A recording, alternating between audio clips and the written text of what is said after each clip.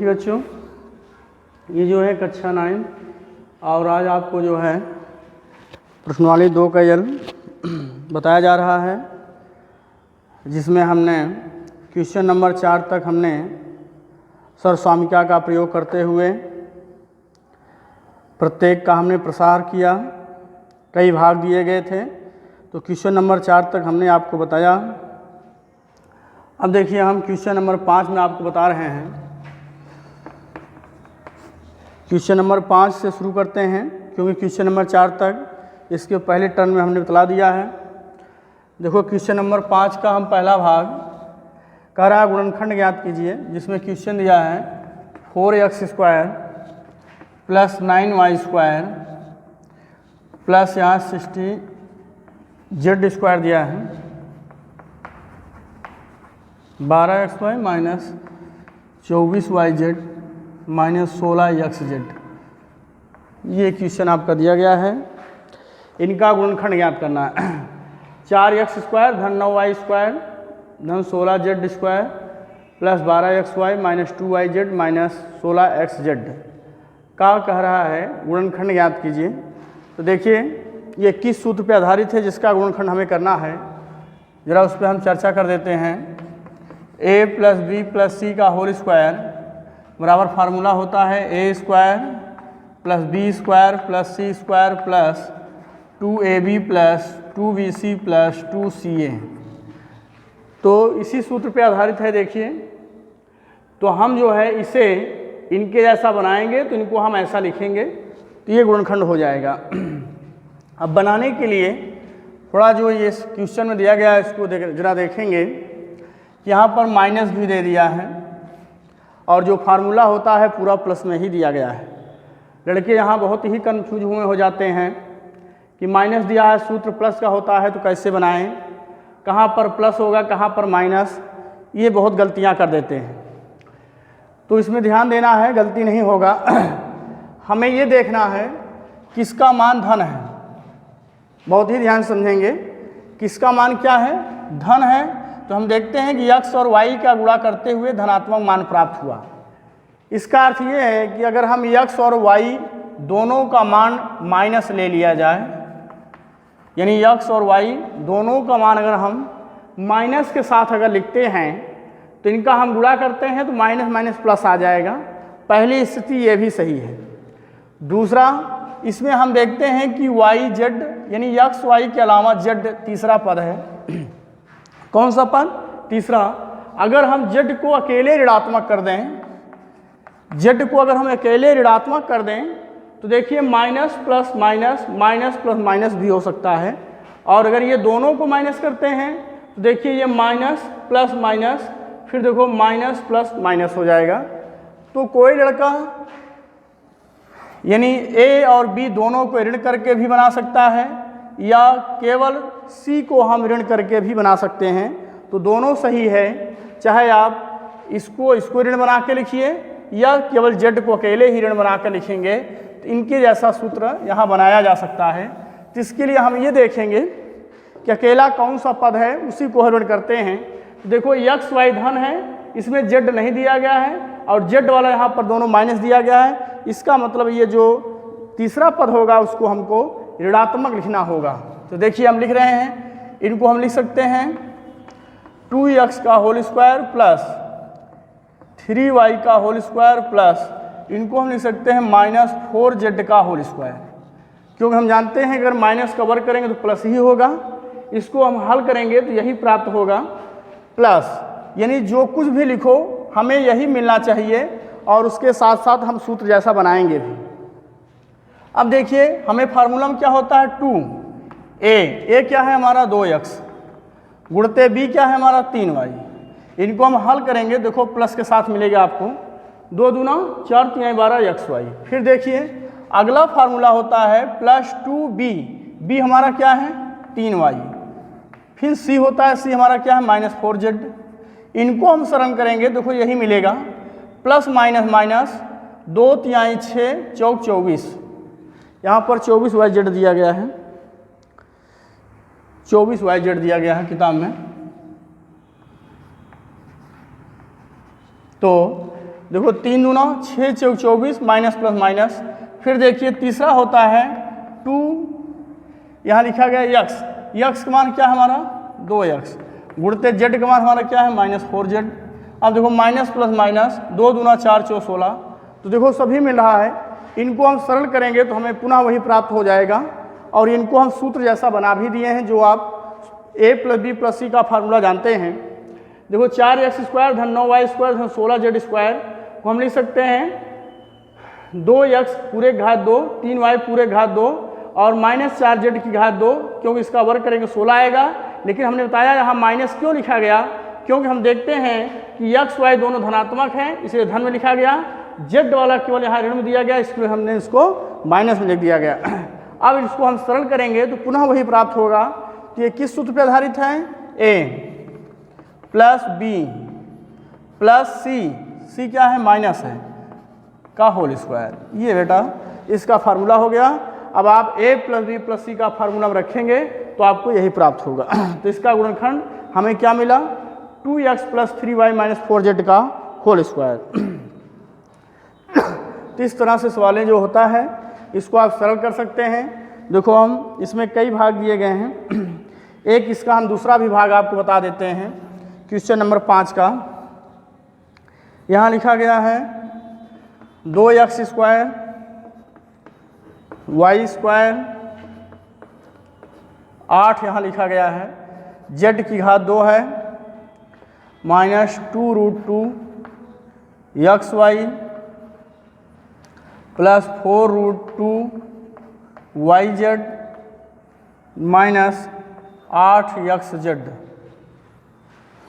देखिए हमने आपको इसके पहले बताए हैं कि जो अगर दो पद जहाँ पर एक साथ जो धन में दिया गया हो, ध्यान दीजिएगा, जो धन में दिया रहता है उन दोनों को आप ऋण करके बना सकते हैं, या जो नहीं दिया रहता है धन वाले में उसको हम अकेले ऋण बनाकर भी फार्मूला लगाएंगे। अब तो हम ये देखेंगे यहाँ पर ये दोनों धन में है, वाई जेड का मान कैसे है धन में, तो इनको हल करने के लिए हम y और z दोनों का मान ऋणात्मक करके भी लगा सकते हैं, या y z के अलावा कौन नहीं दिया गया है x, तो हम अकेले x का मान भी ऋणात्मक करके लगा सकते हैं। तो इनको हल करने की दो विधियां हैं।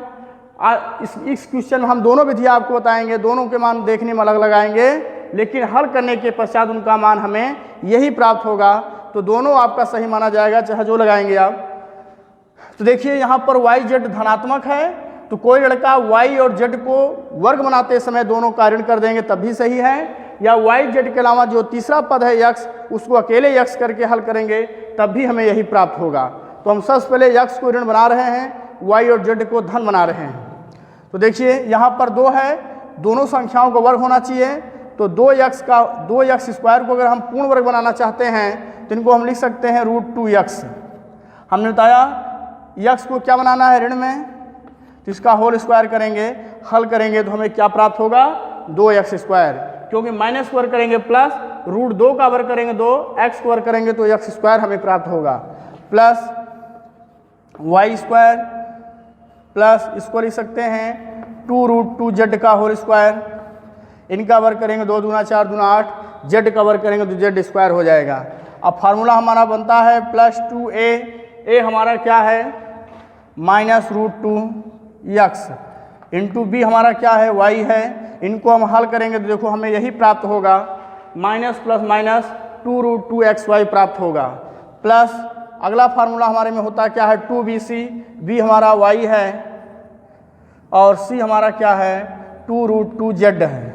इनको हल करेंगे देखो ये प्राप्त होगा 2 दूना 4 √2, y में z गुणा करेंगे yz, फिर आगे क्या होता है +2 इंटू z होता है यानी x होता है, क्या दिया है -√2x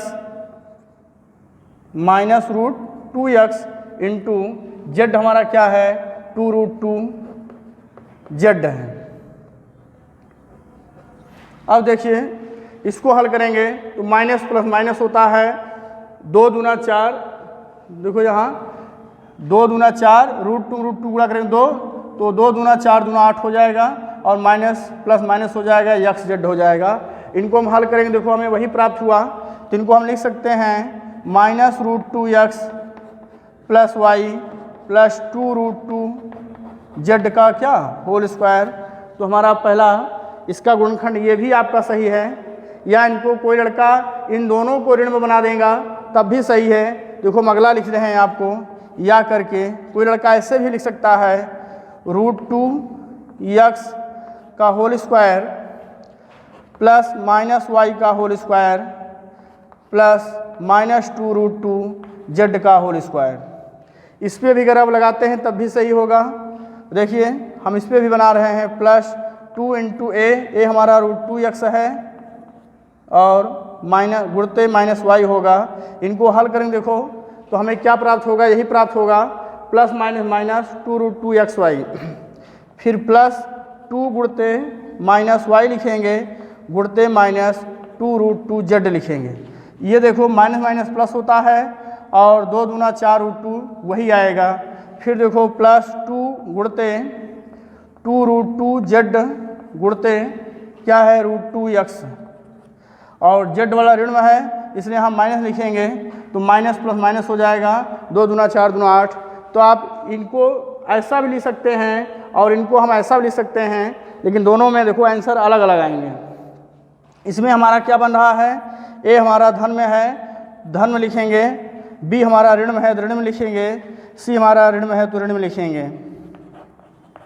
तो ये भी सही है। देखिए हमने दोनों को अलग अलग करके हमने देखो हल करके आपको दिखाया कि दोनों को हल करने के पश्चात मान वही प्राप्त हो रहे हैं, लेकिन दोनों का जब गुणनखंड कर रहे हैं दोनों का मान अलग अलग आ रहा है। देखो इसको जब हम करेंगे a + b + c का होल स्क्वायर तब भी हमें यही प्राप्त होगा। अगर इसको हम बनाएंगे a+ यहाँ माइनस करके तब भी हमारा देखो वही बन रहा है। तो दोनों आपका तरीका सही है, चाहे इसको आप लगाएंगे चाहे इसको लगाएंगे। इस तरह से जो भी क्वेश्चन आपको दिया जाएगा आप इस तरह से समझ कर आप लगा सकते हैं। देखिए अगला क्वेश्चन क्या दिया गया है उसको हम आपको बता देते हैं। आगे दिया गया है क्वेश्चन नंबर 6 दिया गया है। देखो क्वेश्चन नंबर 6 में है निम्नलिखित व्यंजकों के गुणनखंड ज्ञात करना है। इसमें भी यहाँ दिया है 8a³ minus b³ minus 4ax plus 2bx, इनका गुणनखंड ज्ञात करना है। जो व्यंजक दिया गया इसका क्या ज्ञात करना है, गुणनखंड।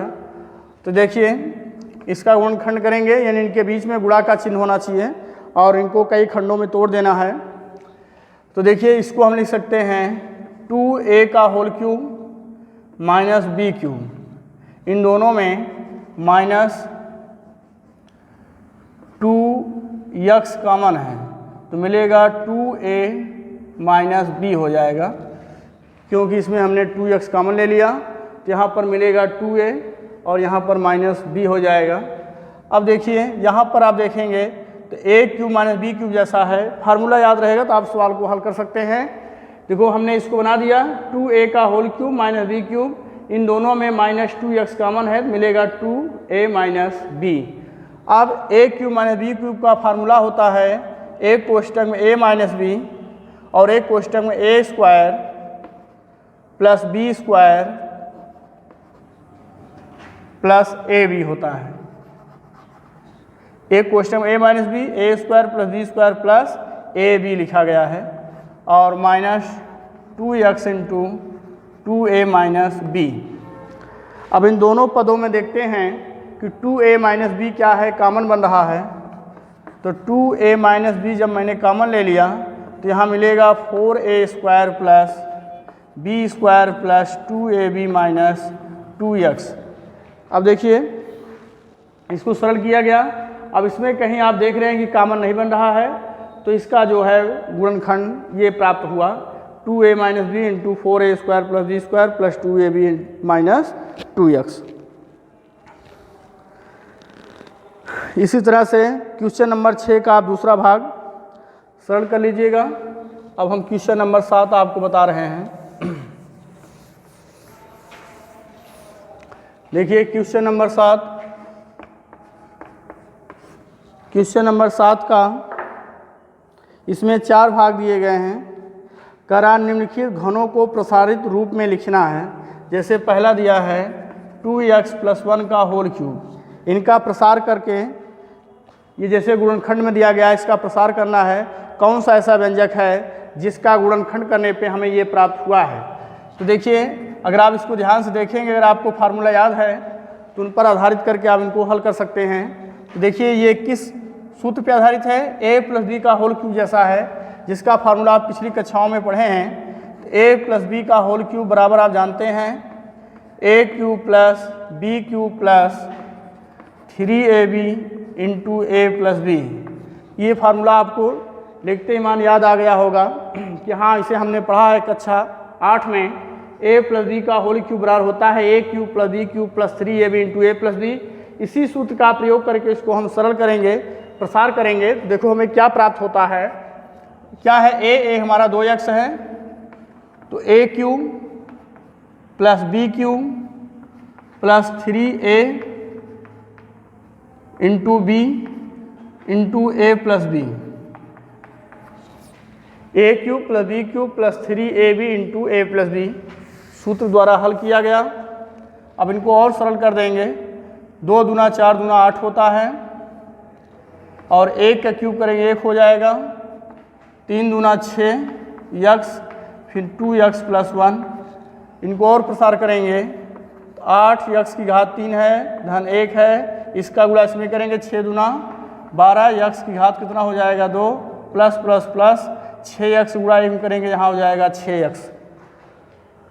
अब इनको घात को आप क्रम लिखेंगे या तो आरोही क्रम या तो अवरोही, क्योंकि आपको शुरू में बताया गया है कक्षा इसी पिछले प्रश्नावली में कि हमेशा जो व्यंजक रहता है व्यंजक उसको हम उनकी घात को आरोही अवरोही क्रम में लिखते हैं, तभी जाकर उसका मानक रूप होता है।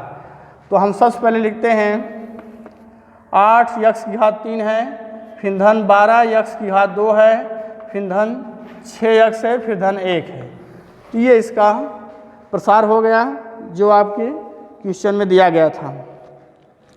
इसी तरह से इसका दूसरा भाग, तीसरा भाग और चौथा भाग आपने से कर लीजिएगा।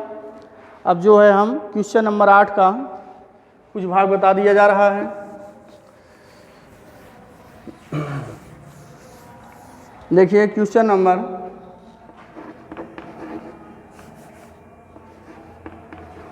नंबर 8 का पहला भाग यहाँ दिया गया है 99 की घात क्या दिया गया है 3। इसको कह रहा है कि सर्वसामान्यिकाओं का प्रयोग करके इनको सरल करना है, इनका मान ज्ञात करना है, ना कि आप सीधे गुणा करके आप मान ज्ञात करेंगे। जैसे आप 99 यहाँ दिया गया है तो इसको आप 3 बार गुणा करके भी ज्ञात कर सकते हैं, लेकिन यहाँ पर ऐसा आपको नहीं ज्ञात करना है।